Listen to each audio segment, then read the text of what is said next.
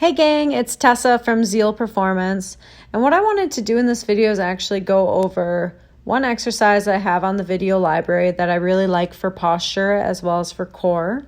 You can also see it as a mobility exercise as well, depending on what your shoulder mobility is like. So this exercise I pulled from my Osteoporosis Canada Bone Fit Specialist course.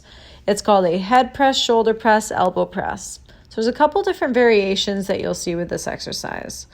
I guess you might not see it because the movements are very slight, okay? So that's why I think there's a big benefit to putting this voiceover to help explain the exercise more. So essentially with this exercise, you're on the wall. You choose how low you want to sit, okay? The lower that you sit, the more of a lower body exercise it kind of becomes. Versus if I'm sitting up higher, I don't have to really worry about the burn in my legs. I can really focus on the posture of the movement. So I always start this one with people having their feet so that their heels are about 12 inches away from the wall.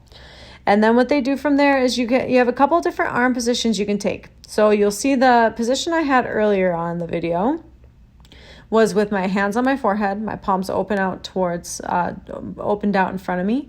This variation that you'll see where my hands are tucked to the bottom of my skull, not pulling on my neck, but tucked to the bottom of my skull.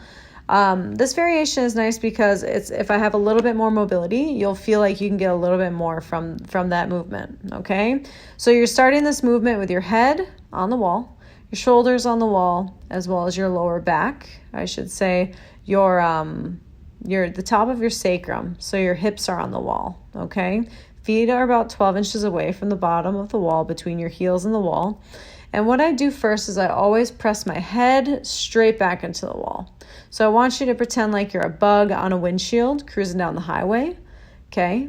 From there, I'm going to press my shoulders back into the wall. Think about spreading across your chest super wide, okay? So first, my head presses back. I get tension between the head and the wall.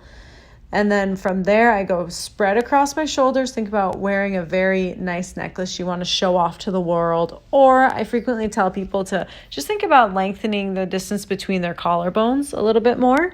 And then the last part of this movement is the elbow press, okay? So when you're first starting this movement, you start with the head press. Hold for 2 to 3 seconds, release. If that feels good, go into the head press, shoulder press. So you press the head first, press the shoulders, hold for 2 to 3 seconds.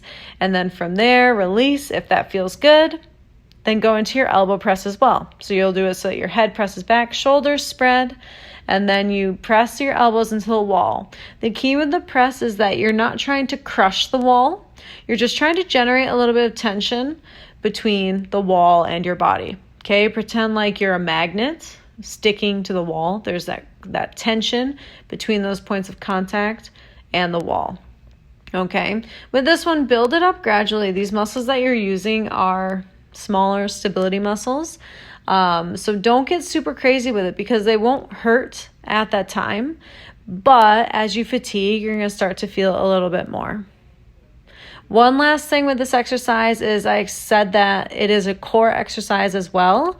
The flatter your back is on the wall, so the more I'm drawing my ribs towards my hips, okay, versus arching my back a ton in order to get my shoulders, head, and bum on the wall, the more core I'm going to have, okay? With this, you don't need to crush your low back into the wall, but you do think about getting a little bit more tension through the front of your core. So just slightly drawing the rib cage down.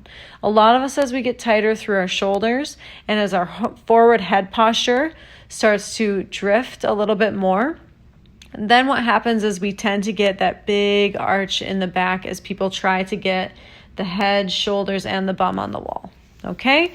As always, guys, if you have any questions, feel free to shoot me an email, tessa@zealperformance.ca. And make sure you listen to your body and progress gradually.